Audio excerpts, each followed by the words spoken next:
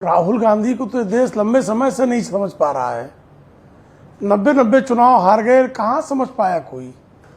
न कांग्रेसी समझ पाए, न कोई अन्य राजनीतिक दल समझ पाए, राजनीतिक विश्लेषक भी नहीं समझ पाते।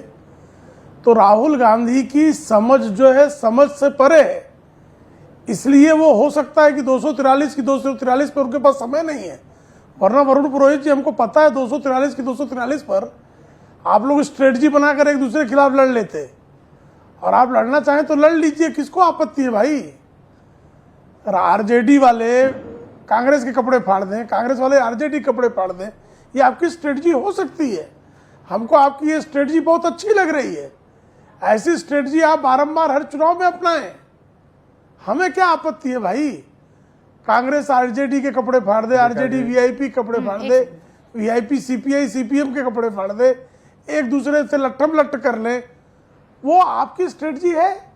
और ये स्ट्रेटजी जो है, जब आप श्रीमान वरुण पुरोहित जी 14 तारीख को आप ही को मोर्चा संभालना पड़ेगा, क्योंकि 14 नवंबर को कांग्रेस के लोग वो स्टूडियो में दिखाई नहीं देंगे, क्योंकि इतना दारुण पराभव का सामना महागठबंधन जो कहला रहा है, उस गठबंधन को ऐसी महापराजय का सामना करना पड़ेगा कि उसके बाद ना एसआईआर पर वो अपना जो है कोई ठीकरा फोड़ने चले आएंगे, कोई इलेक्शन कमीशन पे फोड़ने चले आएंगे, लेकिन अपनी जो है जो स्ट्रेटजी बता रहे थे, वो स्ट्रेटजी इतनी भयंकर रूप से अभी से धराशायी होती दिखाई दे रही है। रूबिका जी ने चुनाव के 4 चरण बताए, 2 चरणों में साफ तौर पर दिखाई दे रहा है कि आपस में ही गुत्थम गुत्ता है आप। और आप लोगों की गुत्थी सुलझ गई है, ये बताइए जी। प्रेम शुक्ला जी, आप लोगों की गुत्थी सुलझ गई है? गुत्थी ही नहीं थी। तो अरे क्या बात कर रहे हैं आप? हमारी गुत्थी ही नहीं थी, मैत्री थी। अरे मैंने गिन के बता दिया सर, इतनी सीटों पर जा जाके निर्दलीय चुनाव लड़के आ रहे थे। और आपने देखा कितनी सहजता से हो गया। आपने पिछली बार भी आपने मुझे कहा था रूबिका जी, बीजेपी तो 2.5 आखर प्रेम का है। आपने ऐसा क्या धमकाया कि वो लोग बाहर खड़ा है आदमी नामांकन करने के लिए? प्रेम शुक्ला जी बाहर खड़ा है, यानी वो पूरे दल बल के साथ गया होगा, उसने मन बना लिया होगा चाहे कोई आ जाए मैं नामांकन, बाकायदा आशीर्वाद ले लेके गए। हाँ, और ऐसा क्या फोन पर कहा कि वो यू टर्न लेकर आ गए? प्रेम शुक्ला जी,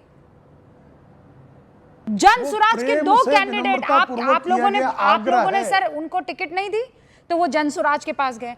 आप लोगों ने ऐसा क्या किया कि वो बेचारा टिकट पाता है, जाकर नामांकन करने की बस उसको कदम आगे बढ़ाना है, और एक फोन आता है और यू टर्न। क्या कहा सर फोन पे आपने? कौन सी धमकी दी है मुझे? बस उसको वही प्रेम इसे बिल्कुल धमकाने की आवश्यकता ही नहीं है। प्रेम पूर्वक विनम्रता से किया गया एक आत्मीय आग्रह बहुत काम करता है। वीआईपी का कैंडिडेट जो है तारापुर में क्यों चला आया? अब आप कहेंगे धमकाया उसको, तो इनके लोग धमकाने से डर जा रहे हैं। नहीं तो सर एक इकलौती आप ही की पार्टी है प्रेम शुक्ला जी, जिसे आत्मीय आग्रह आती है, और बाकी किसी को आत्मीय आग्रह नहीं आती है। तेजस्वी बाबू को, राहुल जी को, केसी वेणुगोपाल को, और अपने ये वो तो स्ट्रेटजी है ना, मुकेश सहनी, इनको आत्मीय आग्रह नहीं आती। वो तो रूबिका जी बता रहे हैं ना स्ट्रेटजी है। रूबिका जी अभी 2 पैनलिस्ट जो हमारे हैं वीआईपी के और कांग्रेस को जो प्रतिनिधित्व कर रहे हैं आदरणीय पुरोहित जी, इन दोनों ने बताया कि हमारी स्ट्रेटजी है। ये तो इनकी स्ट्रेटजी है ना, एक दूसरे के खिलाफ खड़े हो जाना। अच्छा ठीक है, उनकी स्ट्रेटजी है, हमारा आत्मीय आग्रह है। वरुण जी मैं बस आऊँ एक सेकंड, राजीव रंजन जी भी हमारे साथ। राजीव जी माफी के साथ मैं थोड़े अरसे में आपके पास आई हूँ, लेकिन उसके बावजूद दीपावली की एक तो बहुत सारी ढेरों आपको शुभकामनाएं, लेकिन आप क्या मानते हैं, ये स्ट्रैटेजी है या ये आत्मीय आग्रह है, जो आप लोगों के कैंडिडेट तो जो है नामांकन देते देते यू टर्न ले लेते हैं सर, और यहां सीटों के बंटवारे का पता नहीं चल रहा? और जब हमने काउंटिंग की 243 सीटों पर 254 लोग सब मिला दिए जाए तो महागठबंधन के। रूबिका जी, आपको और आपके दर्शकों को भी दीपावली की हार्दिक शुभकामनाएं। देखिए, सबसे पहली बात तो रूबिका जी, अब 2 गठबंधनों की तस्वीर आपके सामने है। एक तरफ एक नैसर्गिक स्वाभाविक गठबंधन जिसके सभी दलों के बीच पूरा का पूरा समन्वय और सामंजस्य है। हमारे नेताओं की पूरी टोली चुनावी सभाओं में जा चुकी है। बिहार के मुख्यमंत्री नीतीश कुमार जी और पार्टी के अन्य नेता लगातार सभाओं को संबोधित कर रहे हैं। आज भी 4 सभाओं को संबोधित कर रहे हैं।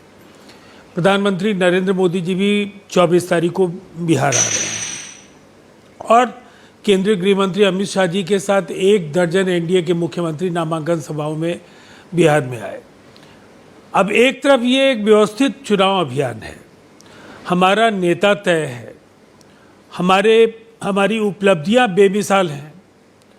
जो बिहार में हमने काम किया है, एक लंबी लकीर नीतीश कुमार जी ने खींची है, उसका जो एक मनोवैज्ञानिक बढ़त है वो राष्ट्रीय जनतांत्रिक गठबंधन को है। दूसरी तरफ भ्रष्टाचार के गंभीर आरोपों में उलझा हुआ महागठबंधन, सजायाफ्ता राष्ट्रीय अध्यक्ष सबसे बड़ी पार्टी के, और उसके बाद आईआरसीटीसी से लेकर के तमाम जो अब लैंड फॉर जॉब भी 10 तारीख को आ जाएगा। तो इस तरह की स्थितियों के बाद अब तेजस्वी यादव, वो उन पर भी चार्जेस फ्रेम हो गए। कोई काम इन्होंने नहीं किया है और जिस तरीके का कोहराम है ये घमासान आसान नहीं है। आपने कहा कि आपके पास ऐसा क्या, आप कौन सी किस कर्तव्य से आप ये सारी चीजें साध लेते हैं। मुझे ऐसा लगता है हाँ, उसको शब्द कई दिया बार है प्रेम शुक्ला जी ने, पर जनता का भी आगरा। दबाव होता है।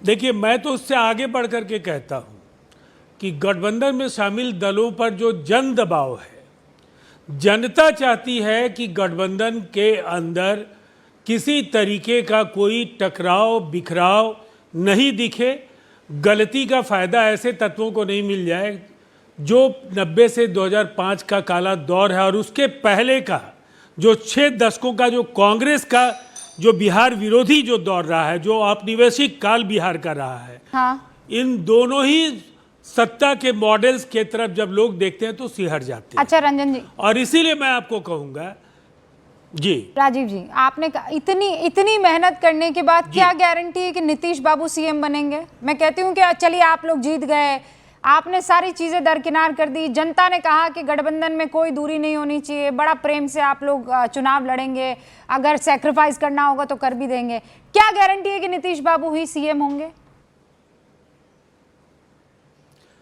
देखिए, इसमें गारंटी जैसी बात राजनीति में मुझे ऐसा लगता है कि जो गठबंधन धर्म है, 2020 सबसे मुश्किल स्थितियां थी जनता दल यूनाइटेड के लिए और अपने शानदार सफर का सबसे मुश्किल पड़ाव जब केवल 43 सीटें मिली।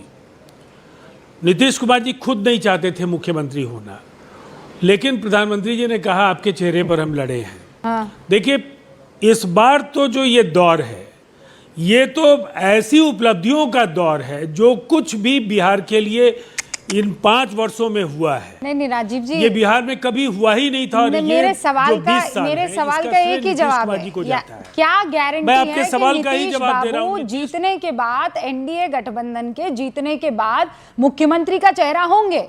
या तो आपके पास गारंटी है, अमित शाह जी ने दे दी है, या नरेंद्र मोदी जी ने दे दी है, या कोई गारंटी नहीं है, इधर उधर सब बातें कर रहे हैं और आपको भी अंदर ही अंदर पता है। मतलब कोई एक क्लैरिटी तो होगी ना। देखिए रूबिका जी, अगर आप गठबंधन के साथी दलों के नेताओं की भी बात सुनेंगी, चिराग पासवान जी, जीतन राम मांझी जी, आप उपेंद्र कुशवाहा जी, ऑन रिकॉर्ड जो आपको केशव प्रसाद मौर्य ने जो बातें कही, एक प्रक्रिया एक अलग बात है जो अमित शाह जी ने कहा, और अमित शाह जी ने ये कई अवसरों पर कहा कि ये एक प्रक्रिया है। लेकिन बिहार में जो नीतीश कुमार जी की जो अपरिहार्यता है, आप अगले 5 वर्षों में बगैर नीतीश कुमार जी के बिहार की कल्पना नहीं कर सकती हैं। इसलिए कि इस राज्य को अगर एक विकसित राज्य की पात पे खड़ा होना है तो इसकी गारंटी नीतीश कुमार जी का चेहरा ही है।